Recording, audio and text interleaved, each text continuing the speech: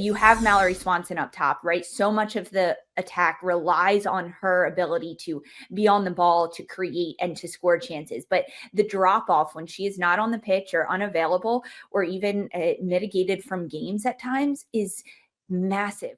We are talking the Chicago Stars. Everyone start counting how many times we say Red Stars versus the Stars. It's a rebrand for the club. They're now just the Stars. In 2024, they finished 8th at the end of the season, 32 points, 10 wins, 2 draws, 14 losses, and a goal differential of -7 or -7. It was the first year under former Jamaican women's national team head coach Lauren Donaldson. They added a lot of power last year with defenders Sam Staub, Kuika, Julia Grosso, Ludmila. But then they had some injuries, most notably Sam Staub. She tore her Achilles in July against Gotham, and she was out for the rest of the year. Mallory Swanson, she's still around. She's entering year 2 of her 5-year contract. Goalkeeper Alyssa Nair, she's back for another 1 year with Chicago. They did manage to make the playoffs last year, Sandra, but they lost in the first round to ultimately the champions, Orlando Pride, 4-1. But what happened in 2024? If you could summarize it for us, Sandra. A big ass for you today. We're putting you to work. Lisa, we literally only have so much time. What kind of a toss to me? What happened? Tell us everything.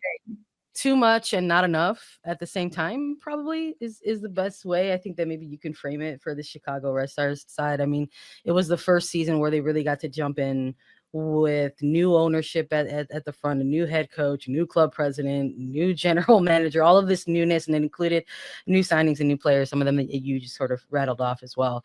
And now 2025, there's still a layer of that. Like, this is a full offseason that their general manager, Rick Cruz, has been able to be with the club. He came in kind of mid to preseason there, wasn't really responsible or part of that process in bringing Lauren Donaldson into the club. He came after. That was a hire that was made afterwards. So this is really the first offseason I think that we're getting to see all of them kind of work together to manage a roster moving forward.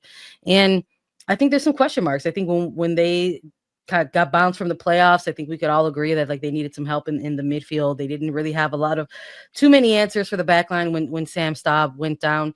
They found a little bit of an answer there in Kari Recaro. And so what does that mean for 2025? I think it still means that those are still same concerns that they had to close out their season going into this preseason. So Sam Staub has had some time to recover in the offseason, but that's a significant injury. How does she feel? What does she look like in 2025? What does that mean for a player in Recaro?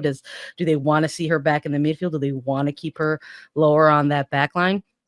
And some of the signings that they have made so far have been a little peculiar. I won't say that they're these home run type of acquisitions, but they're definitely signings and acquisitions that make you kind of say, okay, well, where is this actually going? So you're getting potential midfielders to kind of maybe fill these holes, but in what way? In some aspects, they are midfielders who show a lot of athleticism. Some of them are more possession based. Some of them are kind of like, rough and tumble. Like, how is that all going to work together? And I think there's also this layer that there were some pieces that they got last year that they want to continue to see evolve in maybe year 2 or year 3 with this club. I think Jamise Joseph is a great example of that. This is one of the rookies that they drafted alongside Leilani Nesbeth to kind of maybe say, these are the young pieces that we're going to retain and move forward with. And so Jamise is going to be in that futures camp. Congratulations to her. She really turned things on there in the second half of the season. But there's all these gaps, I think, that we always talk about in terms of, making that leap from the college game to the pro game. And I think you saw that a little bit in some of the players that were on this Chicago Stars team. So I think there's a lot of hope there, and there's a lot of trust in that some of these players will continue to develop and take those next steps. And maybe you would include somebody like a Grosso in that, because although this was an exciting mid-season signing for the franchise, this was a player that needed a little bit of time to get adapted to the style of NWSL and play in the league. And then you have Ludmila as well, that I think they're hopeful that she will continue to build on what she just started to put together with Chicago. Some of the offseason acquisitions that Sandra's talking about include young youth Japanese international midfielder Manaka Hayashi and also Spanish midfielder Maitani Lopez, who came over from Gotham. But Christine, they also lost defender Tatum Milazzo to free agency. Is this enough for Donaldson and the Stars? I feel like Lauren obviously is more defensive minded to begin with, so I don't worry as much about their defense. I think that midfield they need to fix, and then obviously firepower. They had some good rookies they picked up. I think that their issues too is that they got pieces kind of like Louisville, like way too late in the season where they couldn't really plug and play with them, like also Ludmila. Defenders, obviously, once you lose Sam Staub, like I feel like that's really where the wheels fell off. There isn't a one-to-one for Sam. They definitely need to figure out replacements going forward there, but I don't know what they're waiting. I mean, well, I don't know. Less focus on the rebrand, more focus on your personnel and how you want to play. I think they forgot about the rebrand too. Yeah. Guys, I'm lost because Lauren Donaldson last year, we all had so many coaches calls with him before games, and he would be very open and saying, yeah, I mean, we don't have the players that we need yet to be the team that we want to be. There are free agents. Why aren't you bringing a Kristen Hamilton, which could be partnered with E-Ball going to the team? That's more depth in your center back position. Abby Erceg's also a free agent. That is kind of a Chicago legend. I mean, she did a lot with Chicago. I think she's an accomplished defender. I think she could be great. Danny Colaprico, another one that would help define that like kind of funky midfield. We're not sure how all these partnerships are going to work. But I think that they need a little bit more depth and experience because, Sandra, to your point, yeah, they're signing these young players. And yes, last year was a rebuild year. And no, we're figuring it out week to week. Oh, we drop off a lot when Mal Swanson's not here. That same thing can happen this year. And I don't know if I don't personally feel confident enough with what we get from Lauren Donaldson, which he doesn't give a lot of information in interviews, which is fair. I get that. But are we confident in the signings he's made that this is actually going to be able to define the style of play that they want to play, that's possession heavy, that's breaking teams down, that's not just defending for 80% of the game? That's what they want to play? That's the style they want to play? I mean, they haven't shown anything otherwise.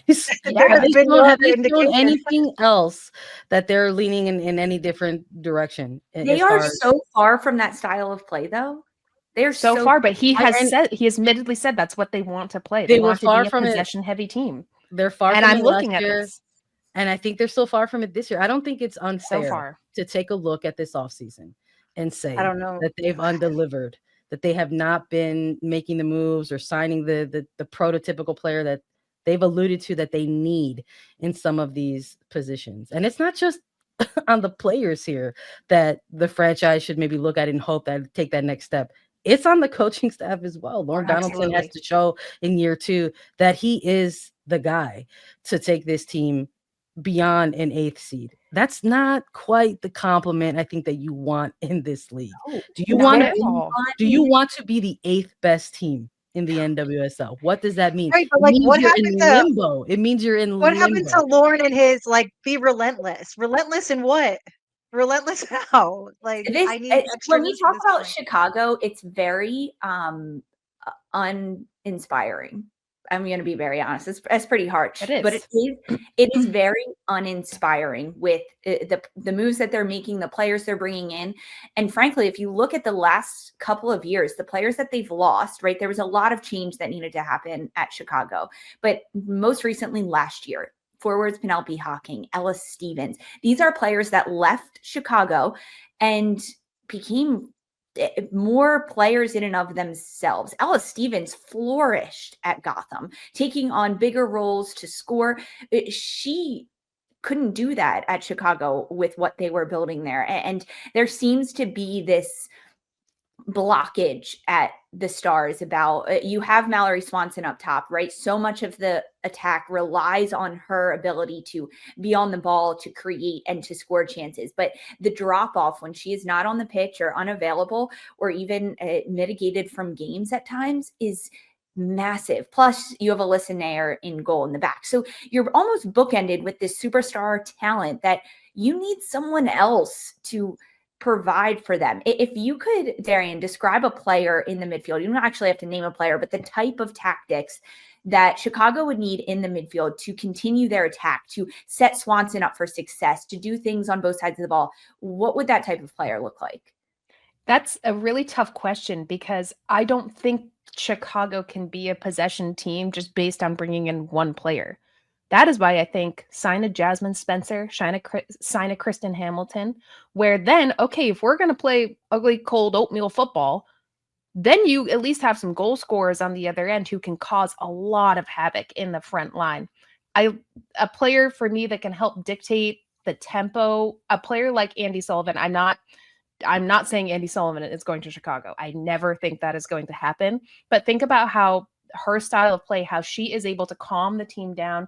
She knows when to switch the point of attack. She picks the right times to go forward, to send a ball long, when to just let the team tire out and keep possession. They need a player like that in the midfield that can really lead the team and bring calm fundamentals of soccer to that squad, because I don't necessarily think that they're bringing that in, because they do play chaotic. They do try to possess, but they don't have the quality fully yet in order to do that. That's why when I hear Lauren Donaldson talking about this, I'm thinking you have a lot of players where, hey, let's just admit, like, let's be San Diego year one. Let's launch the ball forward. Let's make it awful to play against us. We're going to press. We're going to make it hell for you to try to build out. And you're just going to be turning and facing your own goal because we're making you defend the whole time because we're just flicking the ball and going long. Mm-hmm. That's how you can score goals. And that's how you can be a little bit more of a hellhole for teams to come play you at. But I don't think it's there yet. But the player who I'm thinking of, the similar qualities is like an Andy Sullivan or a Sam Coffey. Yeah, that's a good shout. They have to lean into the ugly at times, or lean into it. Lean into it. Lean in. To play against. Just own it. Be like, this is how we're going to play. Swanson's going to be the golden boot because all we're going to do is dump it to her. It'll literally go from Nair to Swanson.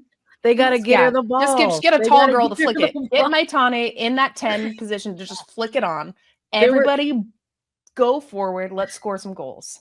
There were stretches of the season where that was the energy, and yet they could not get this player the ball. Yes. It was in the body language. Mal Swanson was so frustrating, and especially in a year where she had the type of production that she had for the U.S. Women's National Team, you can feel the layers of frustration in where she was playing with certain type of players and then coming back to club and then almost kind of taking a little bit of a step back, a regression role a little bit, having to play deeper at times.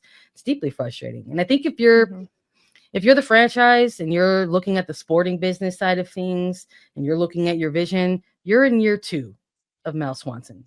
You're face of the franchise player. What are you going to do with the time that you have left? And they're not showing a lot of promise in another offseason in where they have a Mel Swanson.